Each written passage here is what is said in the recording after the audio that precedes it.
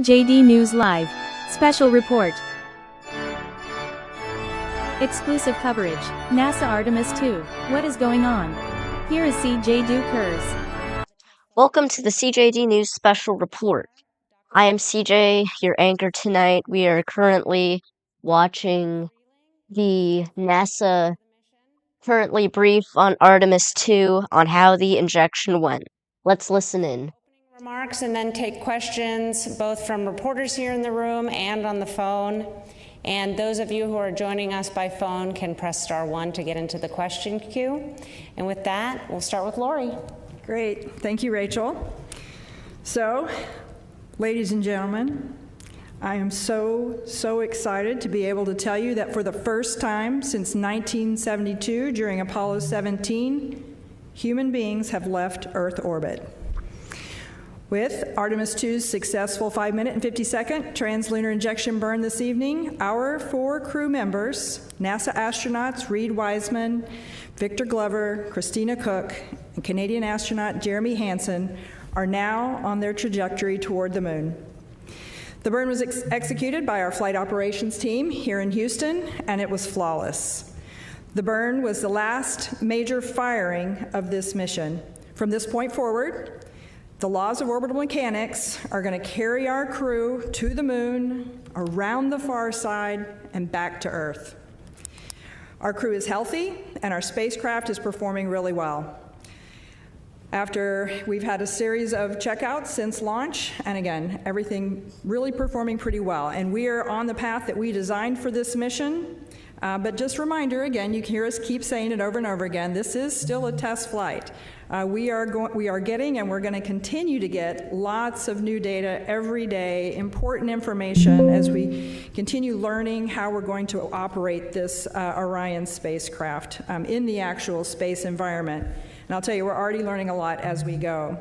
We've encountered several things along the way. We're not really tracking anything right now that's of concern, but anything that we've encountered since we've launched was brought to our mission management team today and discussed, and the satisfactory path forward on every case, and a unanimous decision to proceed forward with the go for the translunar injection burn. So you'll hear a little bit more about some of that here in a minute, all the things that we've been doing. As a reminder, we got 8 days of work ahead, and we intend to learn as much as we can, everything that we can that this vehicle can teach us. And with that, let's see, before I do that, we had a couple images we wanted to share. Let's see if we can pull some of those up. I wanted to share one of my favorite images. This one I saw last night. Actually, I was getting onto the plane to fly here from Florida. This one popped up, and I just absolutely love this one. Looking out the window, you can see the solar array wing there and the OMS engine from the Orion spacecraft, and then you can see Earth's crescent in the back. I just thought it was absolutely gorgeous. With our crew members being able to see out the window there and get that photo. It's just absolutely beautiful. And then the second image I wanted to show you, you'll hear a lot more from Howard about the proximity operations demonstration that was conducted yesterday evening. And let's see, is that one going to come up? It's coming back. It's coming back. There it is. And in this image, you can see Victor Glover on the left there. He was using the manual controls to maneuver the spacecraft. And then Reid Wiseman on the right there was calling out the commands. So it was really, I hope some of you got a chance to watch that. I was riveted. It was absolutely spectacular to hear Victor's narration of the whole activity. So super cool. So with all of that, I am going to hand it over to Judd, and he can talk us through some of the technical details about the flight so far. All right. Thanks, Lori. It's been a great couple of days to be in the space business. Yesterday, SLS put us right on the money during ascent. We started with some checkouts by the crew from both the water dispenser and the toilet. Those were successful. And ICPS then burned us with our perigee raise maneuver, got us in a stable orbit. We did have a brief comm outage that was due to a ground issue that we have now rectified, and we understand that's not going to be a problem henceforth. And then, let's see, the ICPS then gave us a great amount of energy, put us in the high Earth orbit with the apogee raise burn, again, right down the money. So really happy with that burn. After that, as Lori mentioned, Victor did the Proxops demonstration, gave us a lot of great feedback on how the vehicle responds in preparation for future rendezvous operations. So very valuable data.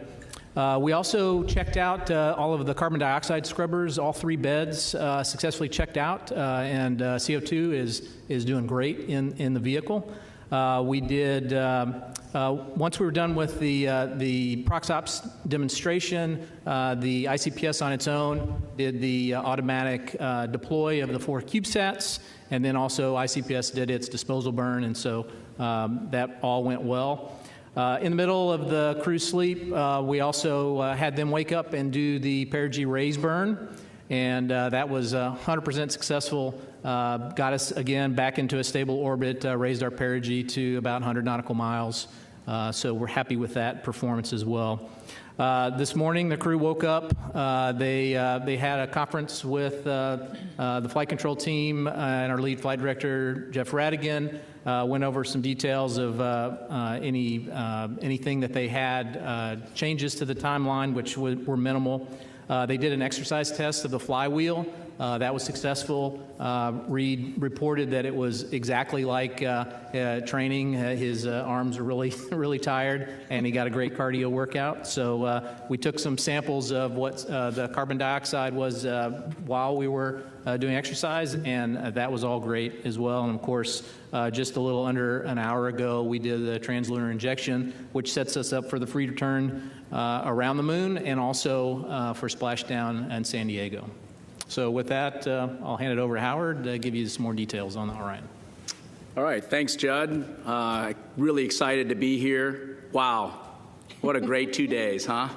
I haven't slept, I don't think, very much over the last 24 hours, just following all the things that have happened for the Orion spaceship. We had a perfect ride uphill, got into orbit, spent a good day, just checking out systems. And we're getting ready for TLI that Lori talked about, and a successful TLI and a really great precision burn that we just had. But I'll talk about the things that we accomplished yesterday. Yesterday, as you know, we did a proximity operations demonstration with a centerline camera and with a spacecraft. I call it test driving the car.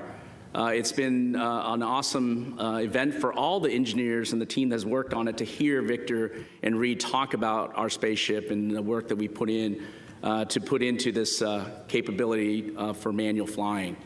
I would say that, first of all, we accomplished all the test objectives that we set out for this proximity operations. We have 2 precision tests, and I'll describe a little bit about what those were.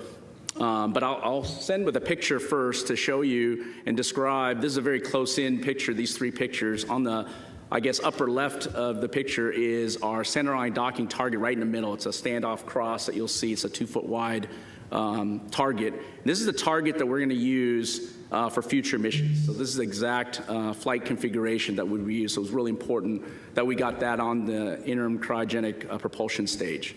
So we were able to get that on that stage, and what we do, as I describe it, is as we separate from the ICPS, we do a backflip, 5 degrees per second, and we back away all the way as far in this demonstration was about 400 feet.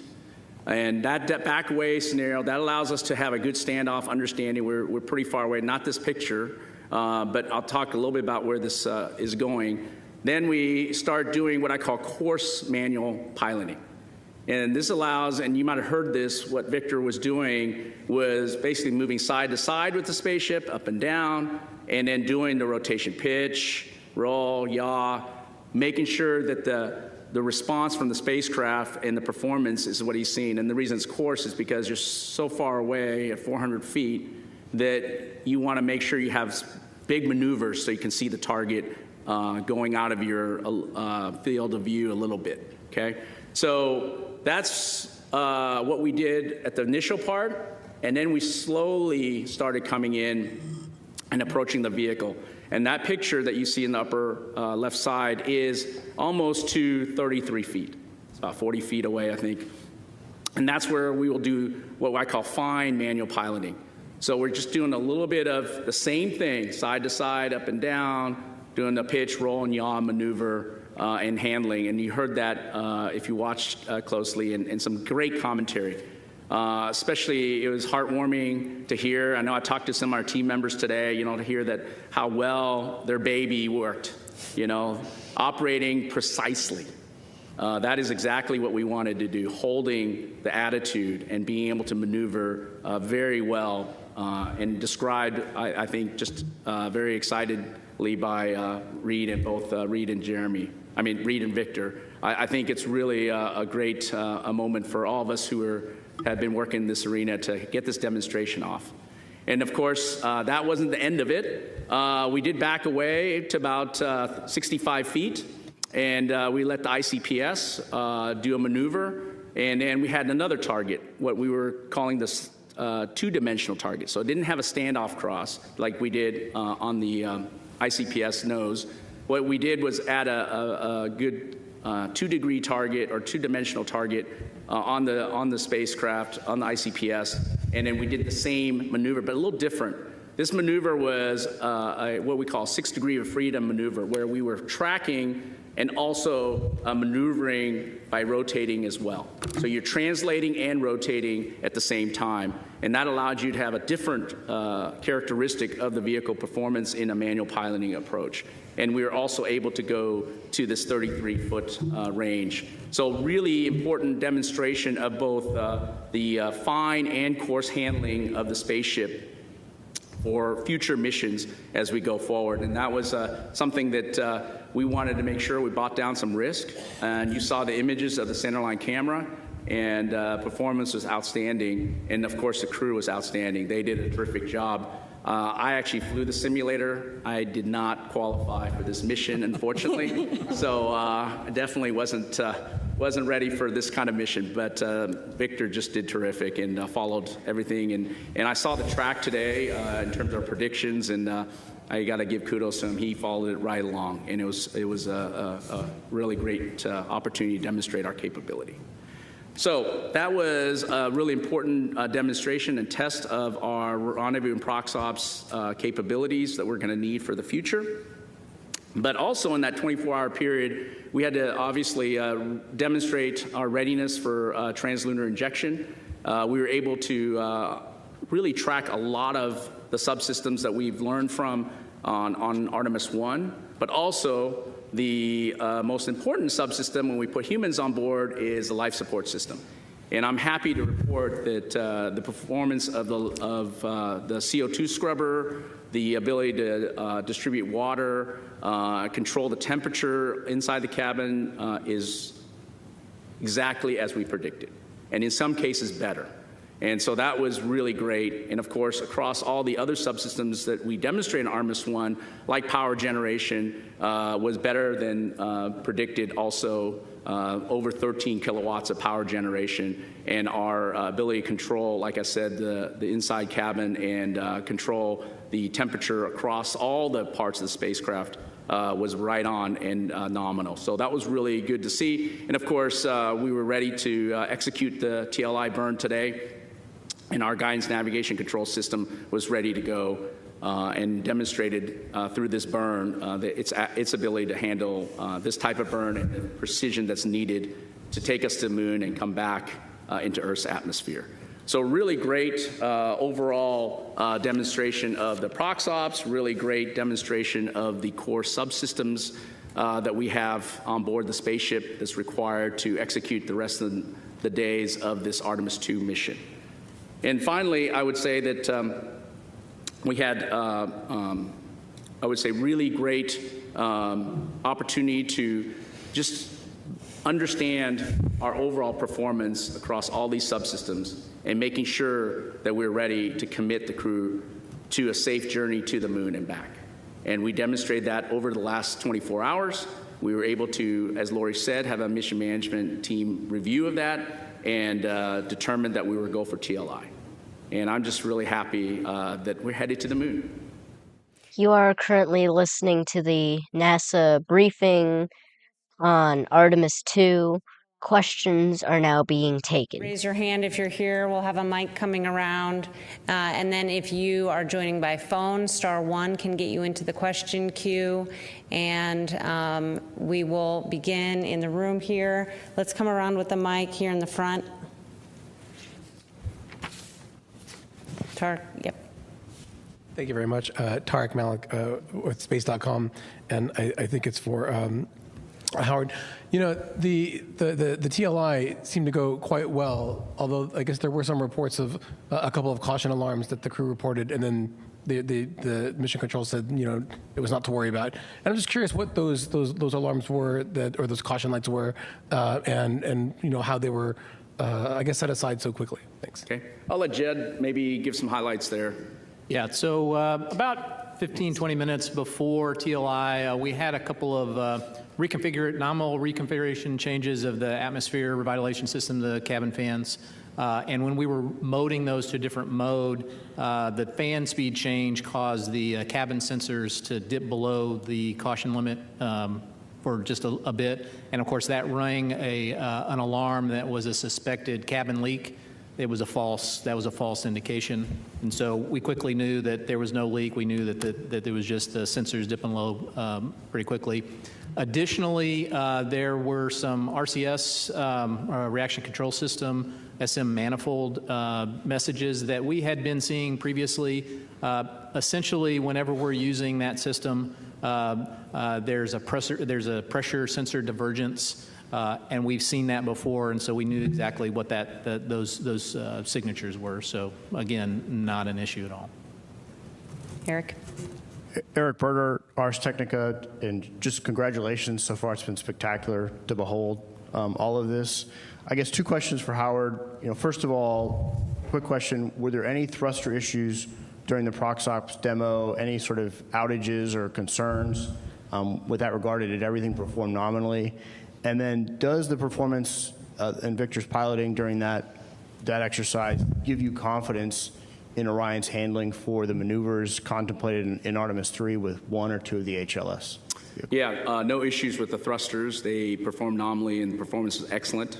Relative to future confidence, this gives us a lot of confidence in terms of close in. I've talked previously about being on the docking axis. It's very important for the crew because, unlike Orbiter, where we were able to have situation awareness from the windows, when we approach closely, we are very dependent on the cameras and the LiDAR that will be on Artemis 3 and above for our relative navigation. And so this was a really good exercise of that. And of course, hearing the crew in a preliminary way through verbally, but we'll look at the data very closely and then get the post-flight report from them in detail. I think at first indication that the vehicle performed better than obviously they expected. And I think, for us, it was really good understanding of how the human-in-the-loop part worked. We know precisely what our capabilities are when we have automated capability, but having a crew in the loop and demonstrating their capabilities and being able to hold and be able to execute a translational and rotational maneuvers and being able to do that precisely is really outstanding. And I look forward to them coming back home, telling us all the nuances. I'll be sitting in hours with them and questioning them on how they felt about it and what the responses were based on the pulses they put in. But yes, it's very, very heartwarming to hear that from the crew. And of course, even better to get the technical data and play that forward. Go ahead. Mark Kirkman with NSF.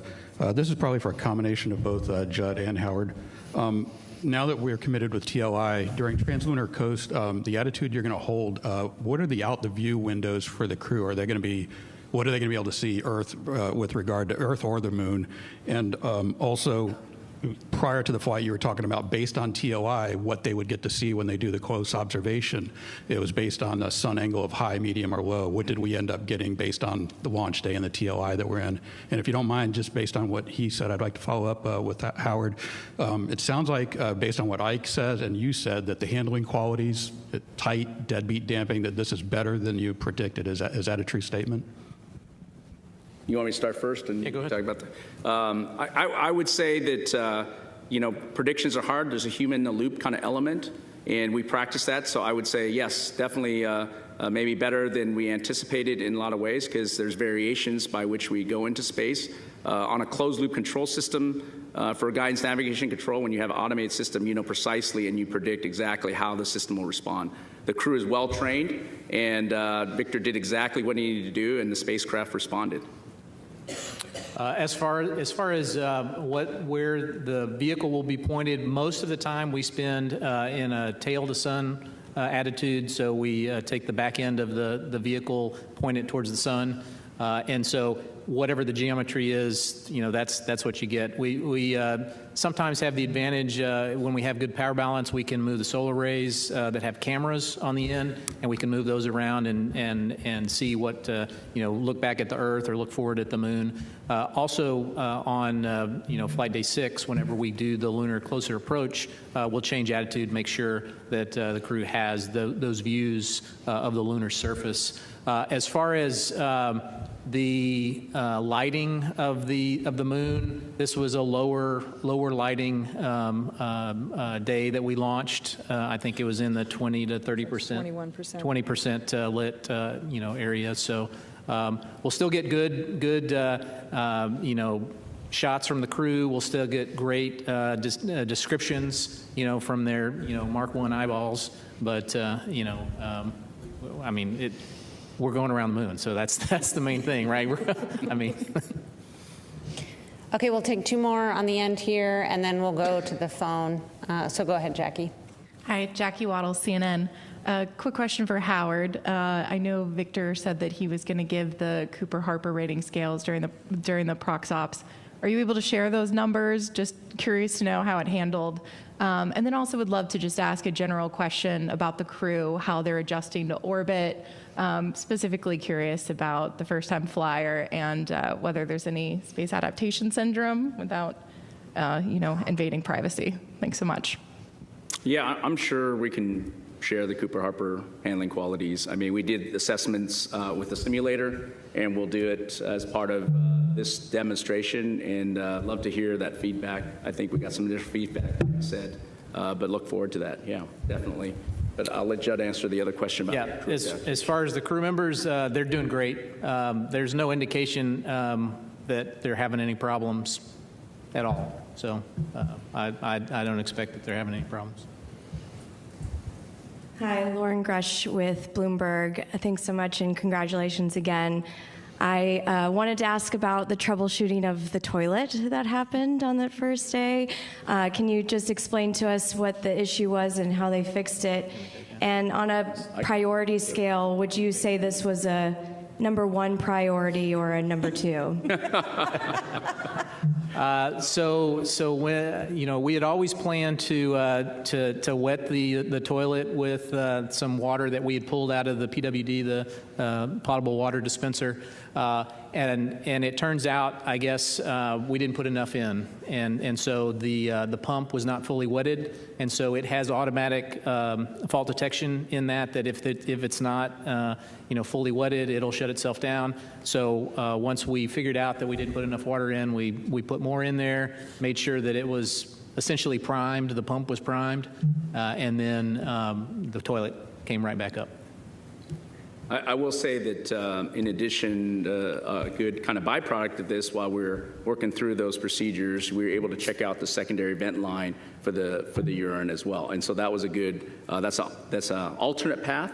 If we could not go with the primary line, we were able to bend out on the secondary line, and we were able to demonstrate that. And we didn't demonstrate it today, the primary vent line through the working toilet. So I think both lines are working well, and really happy about that. Yeah, I'll just add real quickly that I think this is a great example of some of the procedural things as we're learning to work and live in the Orion capsule. We've got real humans in there. They're trying to live and learn, and we're gonna learn things along the way. Oops, we need to do this. We need to prime it first. This is the kind of things we're gonna get. All right, we'll take several questions from the phone now, and we'll start with Marcia Dunn from the Associated Press. Oh yes, hi. Good evening. I have a question probably for you, Lori. Could you just or anybody really, could you talk about the stress level in mission control prior to the TLI burn? were you really sweating it there? And now that that's done, do you have any new revised numbers for the moon lunar flyby distance? Do you still think the Orion's going to go 4,000 miles past the moon before turning around, maybe closer to 5,000? Any new lunar distance numbers from today? Thanks. Hey, Marcia, thanks for the questions. I'll let Judd speak to what the mood was like down in Mission Control. I was actually sitting up observing the room and listening in on the loops, and, you know, everything was, it seemed like it was going very smoothly. They always seem so calm and controlled down there in Mission Control. Up in the room where I was with several other folks, you know, as soon as we counted down and we started that burn, we just sat in silence and watched the clock go and waited for that statement that said the burn was complete. And it was just wonderful to just sit there, watch, enjoy it, and say, you know, we've done this. So it's a great accomplishment. We're really proud of all the teams that got us to this point. Let's see, the second question, about the distance. So the anticipated distance, I believe, was around 4,600 miles from the surface. Is that right? And it's a good burn, so I'm anticipating we'll be pretty close to that, but I don't know that anyone's done the actual calculation yet. Yeah, assuming that we had a nominal burn, which we did, the max distance that our folks calculated was 219,639 nautical miles max distance from the Earth. Yeah, okay. So, as far as the mood in Mission Control, you know, these teams have done lots and lots of simulations, and so I would say they're consummate professionals. Everybody, even with the sensor problems that we had, able to, you know, do the TLI and get us through everything, you know, perfectly. So, I mean, I wouldn't say there's any stress level at all. Yeah, maybe, Lori, I'll jump in on the mission evaluation room that supports the flight control team. You know, I was in there with the team, and, you know, we have high confidence in our main engine. We've operated several times on Artemis 1, and, of course, we operated the upper stage separation burn as well. And I'll just tell you, everybody was standing, not so much nervous, just excitement. And then in one of our conference rooms where we had a couple of GNC experts with us, we geeked out and talked about TGO, VGO, Lambda, Lambda dot, and teaching class on how these burns were calculated, what the guidance targets were, and it was really fun to listen to that while we waited for the TIG. So it was really fun. All right, our next question on the phone line is from Andrea Leinfelder with the Houston Chronicle. Hi, I have a question on the exercising. So I was watching the video when Reed was exercising, and I know Mission Control kind of started chuckling because you could see the movement. So I was wondering if you'd kind of quantify a little bit how much it was moving. I know it was expected, but I'm still curious to know how much. Also, just a technical question. Would you say that Orion was in high Earth orbit or low Earth orbit during the TLI burn, just because it seems so close to the Earth? Thanks. You want me to take that? Let's see. As far as the exercise, the flywheel machine, it's a little bit like a rowing machine. I think you saw that. I mean, are you asking? I didn't quite understand the question. Like, how much movement does the capsule do while we're doing the movement? Is that the question? Yeah, I don't think we saw anything that we didn't expect. Yeah, you'll see some solar array dynamics, which is expected, but it didn't perturb any of our control where we've had to make any adjustment, big burns or anything like that to control the attitude, is where you would hear or get affected by those dynamics. Of course, we'll look at the data. You know, I wasn't sitting in front of the data console today, but I just saw it on the videos that were coming down, and we'll talk to the team, but we didn't expect anything different. I asked our guidance navigation guys if there was any issues, and they said nope, didn't see any issues relative to exercise. And then, of course, we'll always look at the data and go by that, but looks good so far. Let's see, and the other question was, were we in a high Earth orbit when we did TLI? Yes, technically we were, but we were at the lowest part, perigee, of the orbit, so we're about 100 nautical miles off the Earth's surface, traveling about 23,000 and change miles per hour.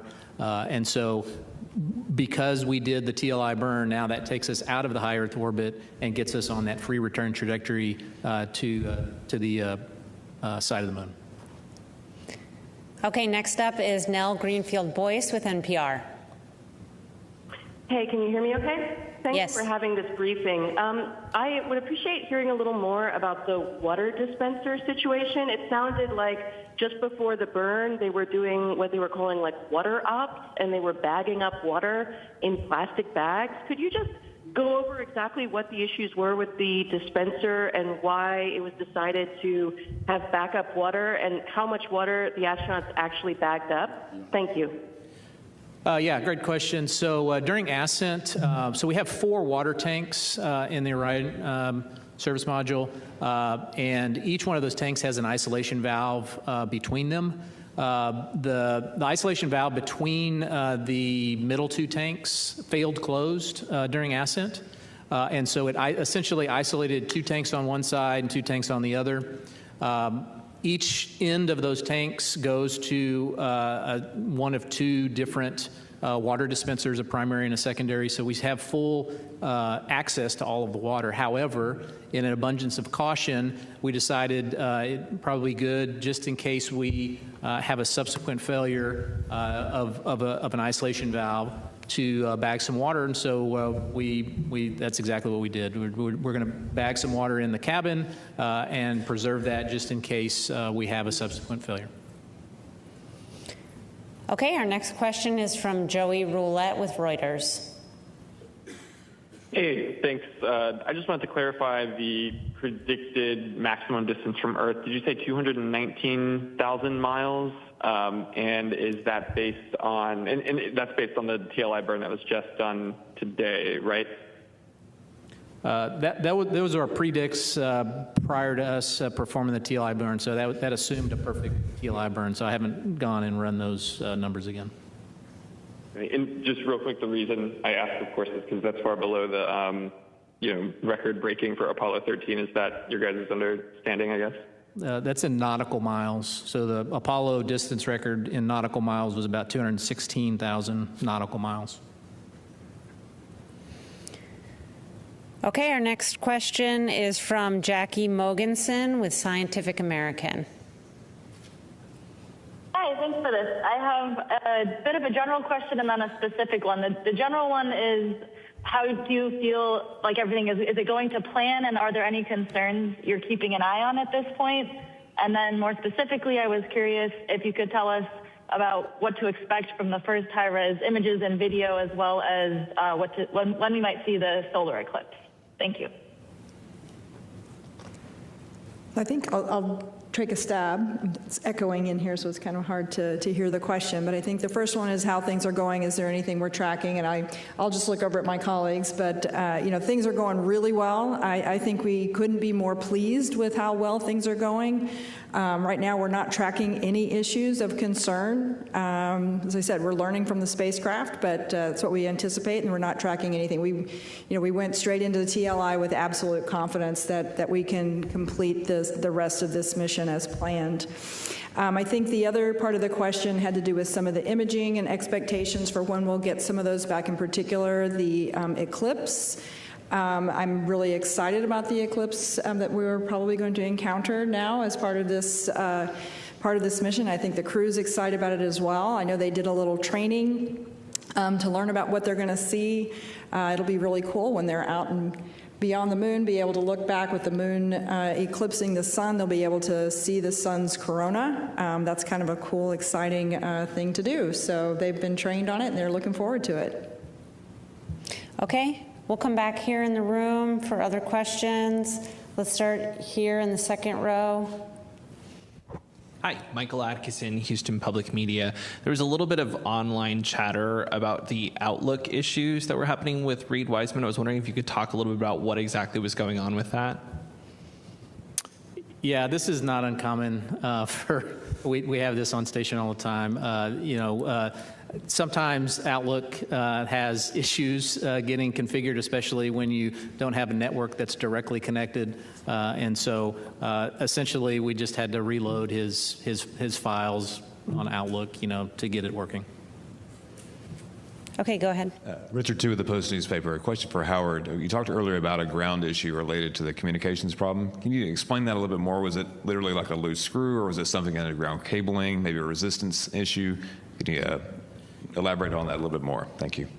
Yeah, I can take that. So we have a processor at White Sands ground terminal. It's called a serial communication processor.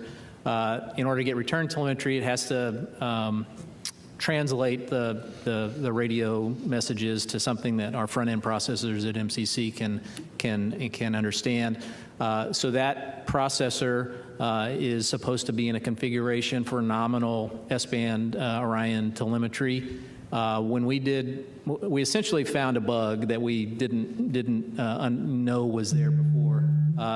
So when we did our checkouts, part of our checkout is to put in a configuration for the emergency comm configuration. When we commanded it back to the nominal configuration, it showed that it had taken, but it did not actually. And so you basically had to go into low-level commanding to see what was the actual configuration and do that. So it's a software bug we now understand that we hadn't seen before, and so no issue with us going forward. Okay, we'll go right here. Hi, thanks for doing this. Beverly Casillas for Space Scout. So we talked a little bit about some of the communications anomalies and other kind of teething issues we saw on that first day of flight. And I was just curious, what would you say has been the biggest learning moment about the Orion spacecraft so far during the mission?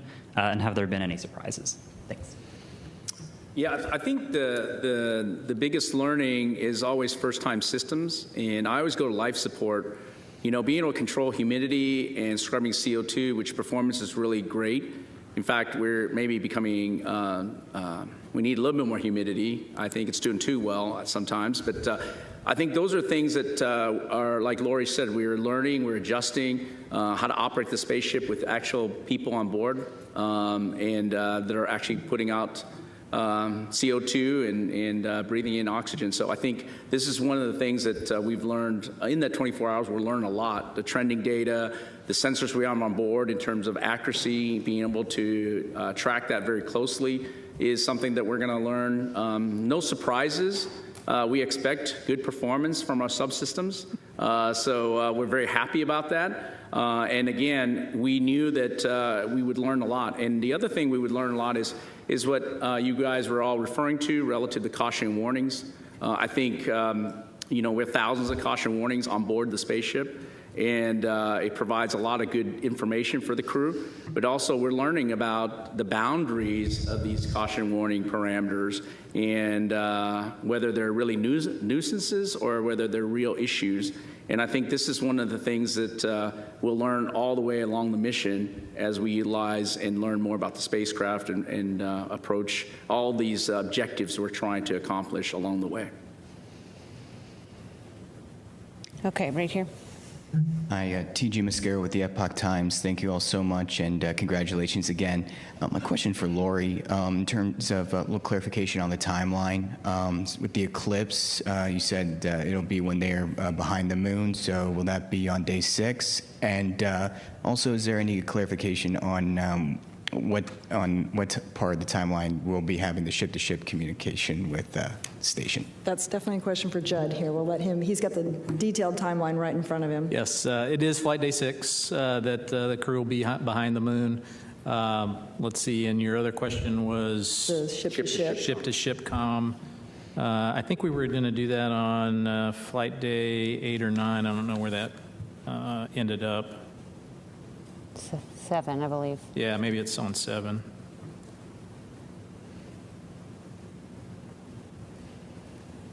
Yep, it's flight day 7. Okay, let's come here to the one with their hand up. Yes. Hi, Katrina Miller for the New York Times. How fast will Orion move as it heads to the moon, like the maximum speed? And have the crew members been able to check in with their families yet, or when will this happen? Okay, so it changes speed as it goes around in orbit. The maximum speed we just experienced at TLI which was, we started off at 23,660 miles per hour. We added about 867 miles per hour, so that's 24,500, something like that, 24,500 miles an hour. And then as we get closer to the moon will be our lowest speed around the apogee, which is around, I think, 1,300 foot per second, which I'm not going to do math in public on how many miles per hour that is. But then once we come back to Earth, it gets around that same speed, around 25,000 miles per hour as we get to entering our interface. And have they talked to their family? Okay.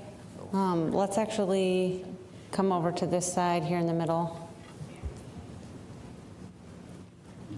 Oh, and there was the question, additional question about if the crew has spoken with family yet. Yeah, I don't believe they haven't had time to talk to their families yet. They've been really busy, so we'll make time for that as we get, now that we're past TLI. Robert Coppinger, British Interplanetary Society Spaceflight Magazine. The RCS thrusters on the service module, are they European technology or American technology? And Administrator Isaacman's distance record from one of his 2 space flights, when does Integrity beat that? Wow, I would say the RCS, or Reaction Control System, if you're asking that is a European-built system.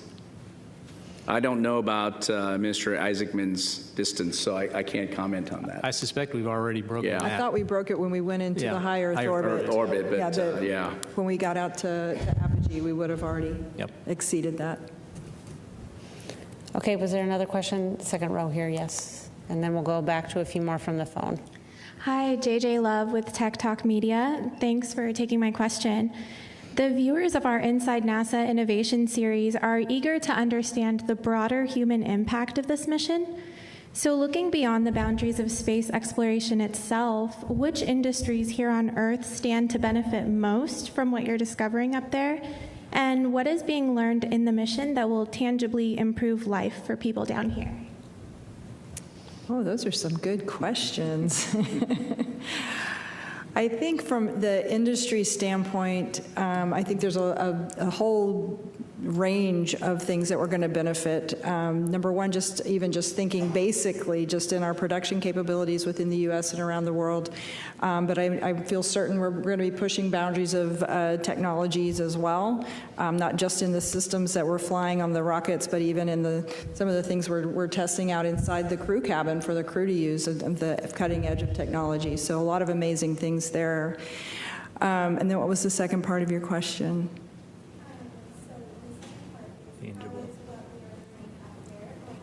Oh, help life on Earth.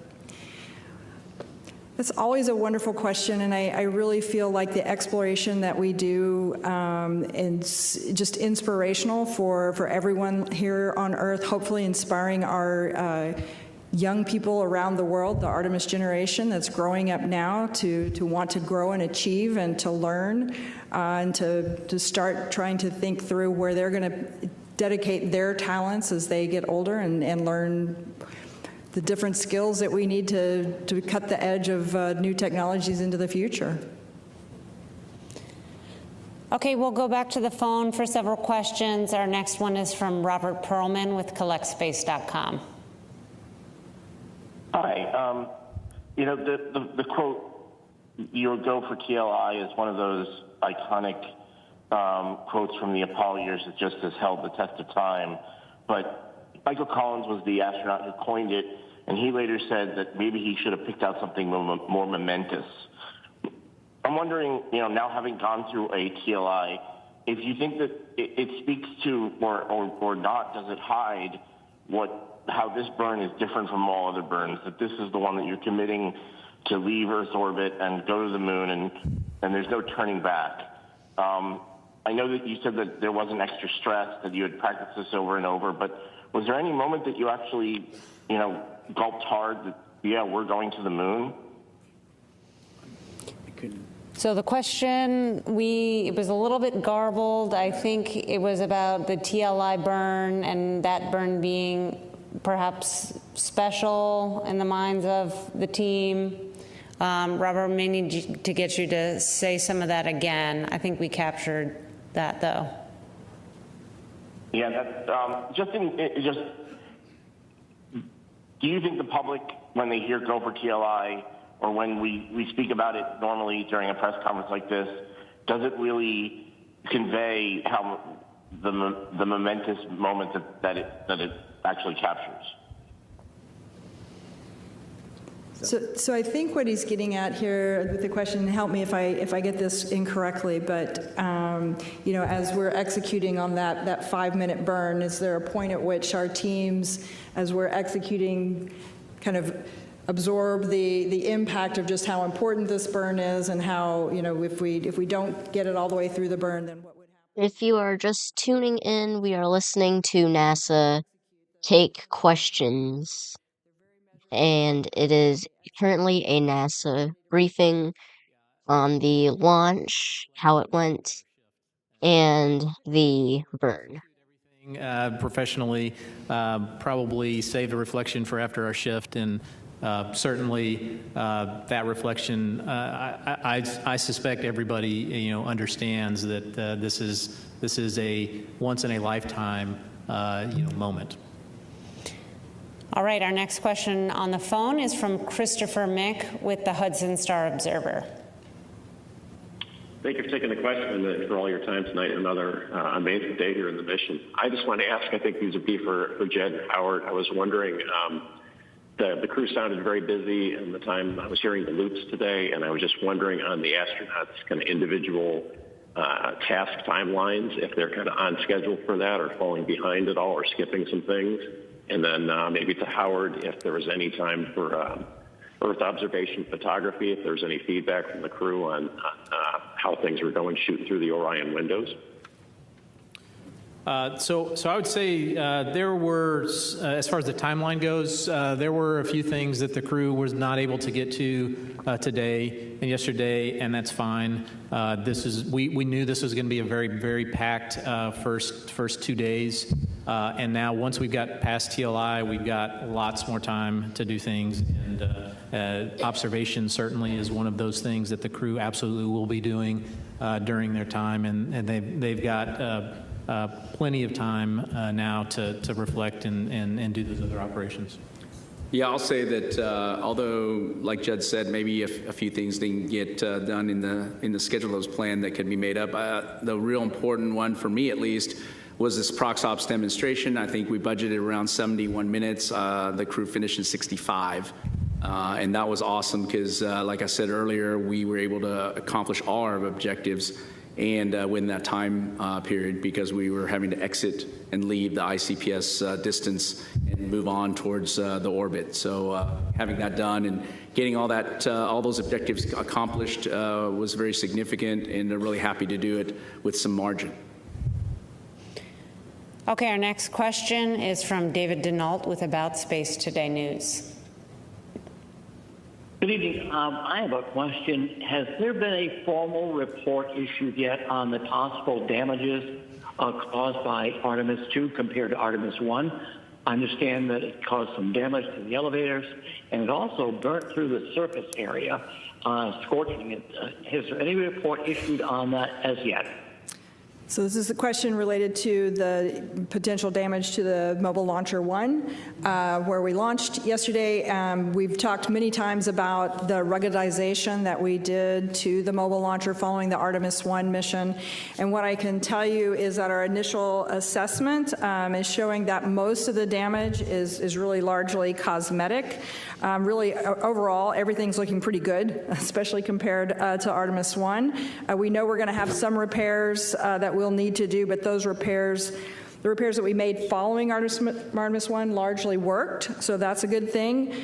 We are in the process of doing an in-depth assessment of what kind of damage was received there. We do know that there were some bolts, some latching bolts that perhaps didn't hold as anticipated, and there was some, I believe, some issues down in the firing well there, but we're still doing the assessment, so hold tight and we'll get you some more details as we better understand exactly where that mobile launcher is right now. Okay, Philip. Hi, Philip Sloss. I guess a quick follow-up with Lori about the mobile launcher. After the first launch, there was a pneumatic leak. You didn't see any issues in terms of the continuity with the pneumatic systems in those lines? Everything's doing extremely well, actually, yeah. And the water suppression system was able to wash things down, so we didn't have the issues of the concerns with corrosion. The pneumatics, all of the other systems seem to fare extremely well. Okay. And then a quick one for Judd, hopefully. On the first launch, SLS had a tiny underspeed at MECO. And I know they were looking to make some tweaks so that they would hit the exact targeted MECO. What did you see yesterday during the ascent? Yeah, as I mentioned, right on the money. Okay, thank you. Hello, I'm Kaya Burgess from the Times of London. How closely did you study in planning this mission the free return slingshot trajectory of Apollo 13 in terms of the lessons to be learned of what to do similarly or what to avoid, and how different will this trajectory be from the only other time humans have taken that trajectory around the moon and back? You take it. Okay, so it is slightly different from Apollo 8. Apollo 8 actually went into the lunar orbit, gravity well, right? Orion doesn't have the capability or the propellant to do that, and so we're taking advantage of the gravity to slingshot Orion back around the moon. So it's quite actually in the early design of Apollo. As a matter of fact, Apollo 13 got on a free return trajectory to get it into a minimum energy state so that we could go back to Earth. And so this is more like that trajectory in that we're taking advantage of the moon's gravity as an assist so that we don't have to burn as much propellant. My question is, how does it compare to Apollo 13? Oh, 13, not 8. Okay, yeah, it's similar. So we got on a free return trajectory on Apollo 13, very similar to the one that we are doing now. Okay, we'll take another question in the room over here. I'm just wondering, I work in television, and when they're going around the moon, what are the visuals going to be like? Because I know Apollo 11, when they were live, they're black and white. And we're seeing some of the images now from the spacecraft, which we love, but they're not as grainy as they were in the Apollo days, but they're not necessarily as wonderful as maybe SpaceX gives us right now with some of their work. So what can we expect to see visually as they're going around the moon? What's it going to look like? So I'll say that we're much further away from the moon than we were on closest approach for, say, Artemis 1 or even, Apollo 8, for instance, 3,000 to 4,000 nautical miles away. So the moon will look smaller. It's what I've been told is if you take a basketball at arm's length, that's about what it's going to look like from the crew's vantage point. Certainly the camera technology is a lot better than it was in the 60s, so we'll have that advantage. We also have some really long lenses that the crew have for their handheld cameras, Nikons and Z9s. So they'll hopefully when we get those downlinked, they'll be really sharp images that we've all come to expect. Yeah, modern technology. The one thing I'll just mention, and Judd can probably jump in on this one as well, is while the camera technology that we have up there is outstanding, and we'll have very, very high resolution, high quality images, the downlink from the moon is not as great as it could be, as it is from low Earth orbit. And so it will take a little longer to get some of those data down, and sometimes I would imagine the early downloads will be somewhat reduced resolution so that we can get them down here and at least share the lower resolution, and then as we have the capability and the bandwidth to download the higher res, we'll make those available. Go ahead. Moises Avila, AFP, Agence France Presse. I know that more than 50 years have passed and it's a new world and new technology, but compared to the Apollo missions, what things have changed and what protocols or beliefs maybe or traditions maybe remain? Well, when you say what has changed, I mean, certainly the computing capability in the amount of software. We have over 900,000 lines of software. And so I think the ability for the crew to engage in the systems in a very deep level through the displays. And of course, we have electronic procedures, which Judd and his team is very familiar with, which we don't need to carry paper around. There was a lot of paper procedures. And of course, the sensor capability, the inertial measuring units. When we get close in, we got GPS. Everybody's familiar with that, of course. The ability for us to know exactly where we are in space, the precision by which we're able to do rendezvous prox-ups and docking, just even with a camera, is a huge step in technology. And so I think this is one of these things where the ability for us to utilize the technology to advance and make it easier on the crews to operate. And of course, leveraging the ability for us to build a little bigger spaceship, a third larger, and allow us to fly another crew member and be able to compact that in smaller components, but yet still provide the same functionality and even more in some cases, is a huge advancement for us. So I think overall, but physics doesn't change. The teardrop shape is very efficient from an aerodynamics perspective. The Apollo giants were just very good technical engineering experts. And engineering and the physics does not change. And so we learned a lot from them in terms of the things they learned, and we leveraged off of that. Okay, we'll take one final question here. Thank you, Rachel. Will Robinson Smith with Spaceflight Now. Thank you all for your time tonight. A couple of quick ones for Judd.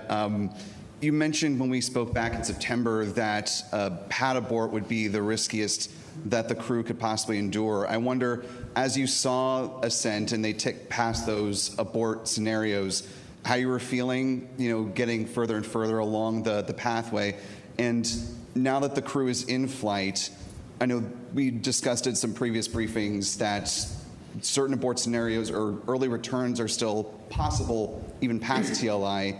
At what point does it make the most sense to continue with a free return as opposed to an early U-turn? Thank you. Yeah, so always feel great not to have to do an abort, period, right? And so I'm happy that SLS performed so well, that ICPS performed so well that we didn't even have to entertain that. As far as now that we're post TLI, it's about a day or two in past TLI where it's no longer feasible to do what we call a direct abort, and it's more likely that we'll get home at the same time if we just continue on in the free return trajectory. All right. Well, with that, we'll go ahead and conclude. I want to thank our participants for joining us today. You can follow all of our mission progress in the multitude of ways we have available on nasa.gov, and we look forward to providing another update tomorrow afternoon. Thank you for joining us. You just heard a NASA news briefing on the Artemis II mission now under board. The briefing has officially concluded. Multiple questions were taken. I believe that was the whole thing, other than the 10-minute briefing. The burn went pretty well, from what we hear, and it is advancing towards the moon pretty well. All in all, very good. They did have a few toilet questions, but the toilet problem seems to be fixed. This will conclude the CJD News special report on the NASA briefing. I'm CJ Dukers. Have a great night. We'll always be here for you.